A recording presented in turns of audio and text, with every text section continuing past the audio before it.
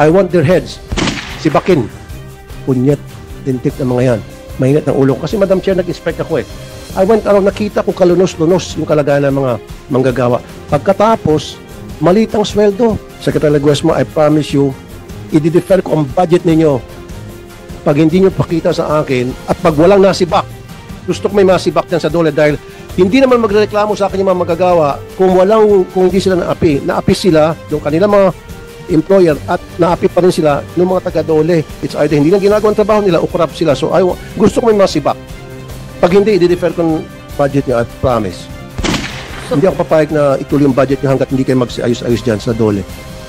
So, if you will allow us, yes, we're discussing with the national wage. Yung una muna, yung national minimum wage na maraming nagre-reklamo na hindi daw makatarungan. Yung NCR, pagkataas-taas, samantalang yung mga probinsya, lalo na yung BARM, nasa 411 pesos lang. Eh, napakababa. Ang laki ng agwat eh.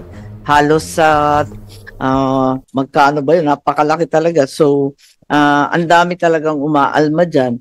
So, eto nga. So, right now, Secretary Laguesma has already said his position of the DOLE. Ayaw nila ma-centralize. They want to maintain the regional wage boards.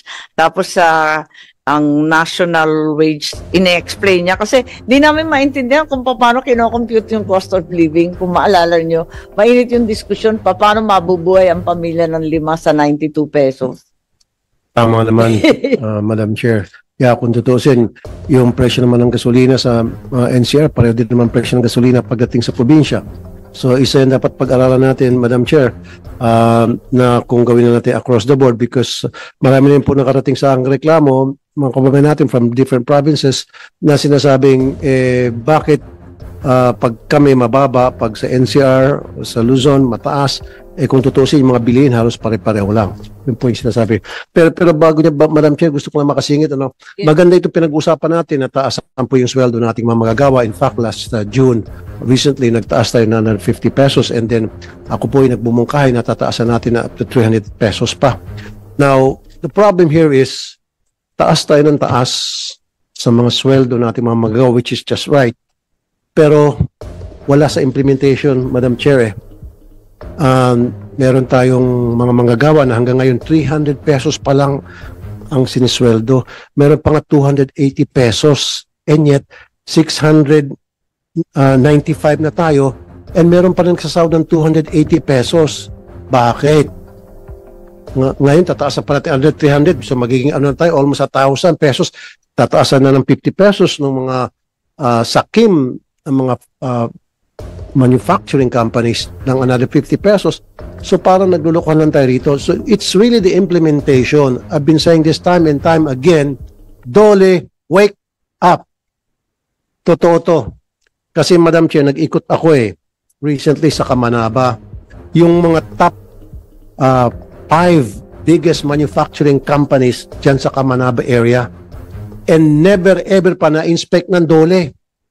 At kung meron man doon na sagasaan na na-inspect ng DOLE, yung DOLE nag-inspect, pumunta lang diretso sa opisina ng HR, paglabas may kasama ng envelope na makapal, hindi man lang kinausap yung mga workers. Kaya during the last hearing I was here, I dared DOLE na ipresenta sa akin yung pangalan ng mga field inspector sa Kamanaba because hiriting ko sa budget deliberation, pagsisibakin mga yon. Kapag lumitaw na yung mga taong yon, field inspector ng DOLE, na hindi ginawa ang trabaho o nagtrabaho, nag-inspect, pero pinalabas nila na binigyan ng passing grade yung in-inspect nila, so ibig sabihin may corruption.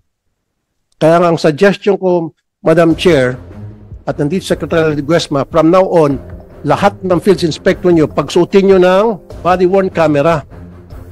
Totoo yan. Body-worn camera para magkaalaman kung talagang ginawa yung trabaho nyo o hindi. Kasi pupunta doon yung field inspector, Madam Chair, sa halip na titingnan yung work area, kung conducive ba para doon sa mga manggagawa, yung work area nila, tapos yung mga ginagawa nila, kung tama ba, kung safe ba sila, etc. Walang ganun Wala man lang interview sa mga manggagawa. Diretso agad doon sa HR. Pagdating doon sa HR, closed door. Magkikipag-usap ng 1 oras, may kape, may merienda, may lechon, I don't know. Pag uwi, meron ng daladalang envelope na pagkapal-kapal. Ganun po palagi nangyayari, Madam Chair. We have to stop this kind of, I would even say, corruption na siguro.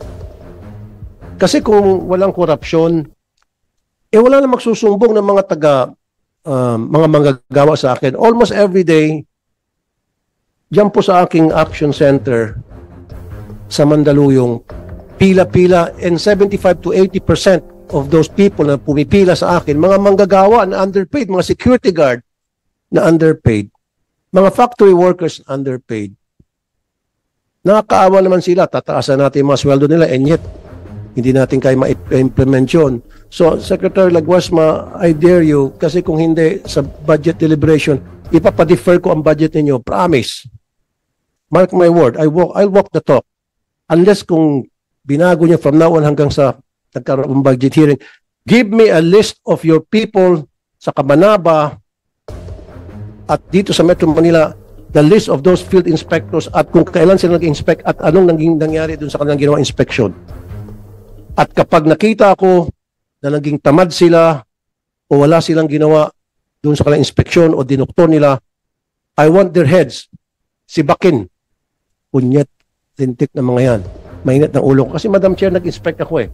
I went around, nakita ko kalunos-lunos yung kalagayan ng mga manggagawa. Pinagpapawisan, kulang sa safety gear. Mainit.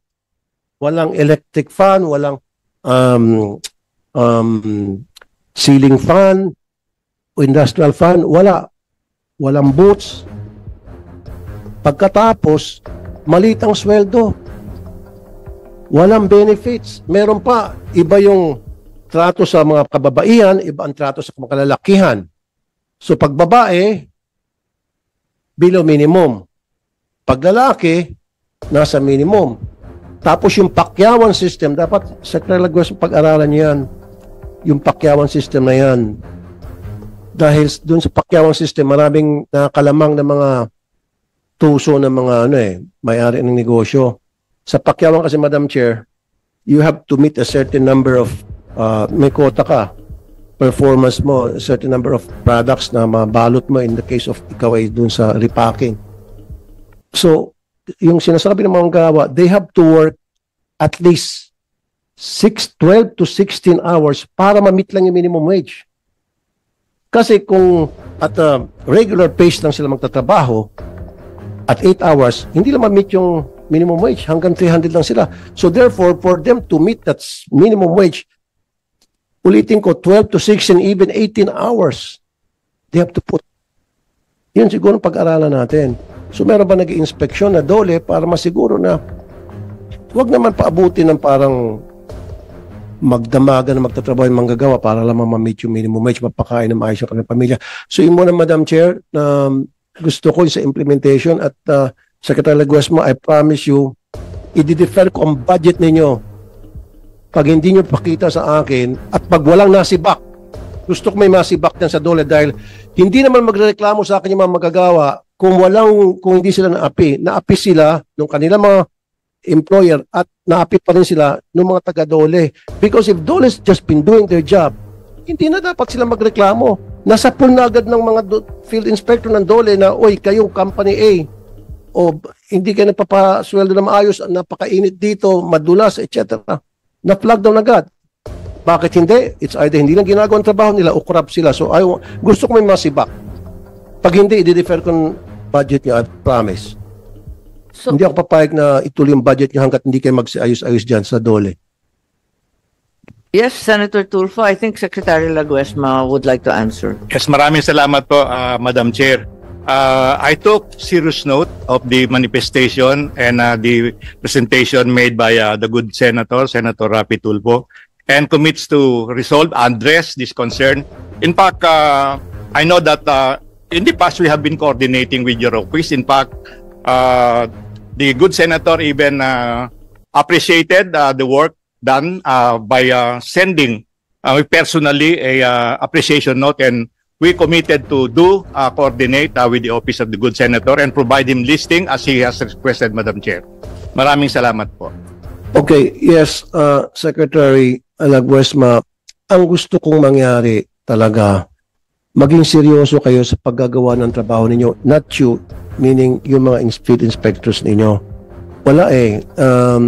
Tinignan ko yung listahan ng mga companies na dapat inspeksyonin, hindi na-inspect. Kung na-inspect man, once a year lang. At kapag na-inspect, walang binibigay na performance, yung result ng performance ng inyong field inspector. And I want to get a list of each and every field inspectors, yung kanilang mga in-inspect at anong naging result ng inspection, because ibabangga ko yan. Ako mismo pupuntahan ko yung company yon o magpapadala o mananawagan ako, ipopost ko sa Facebook ko.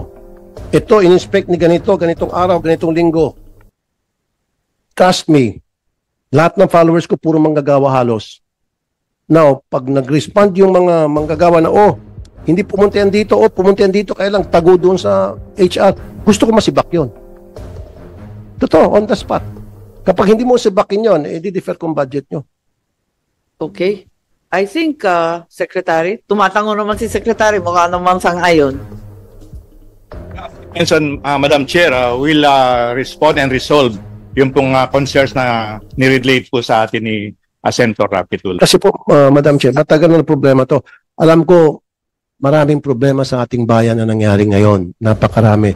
Pero equally important na dapat tutukan din natin, itong every single day, may mga manggagawa tayo by the hundreds of thousands na nanaapi, apektado sila directly kasaming kanilang family. Yun dapat isaalang-alang natin. Kasi hindi naman gagana lahat ng company, lahat ng corporation, lahat ng factory kundi lang sa manggagawa eh. Kaya gumagana lahat mga yan dahil sa pawis at hirap ng mga manggagawa. Yun lang yun eh. Thank you, Madam Chair. Maraming salamat, Senator Tulfo.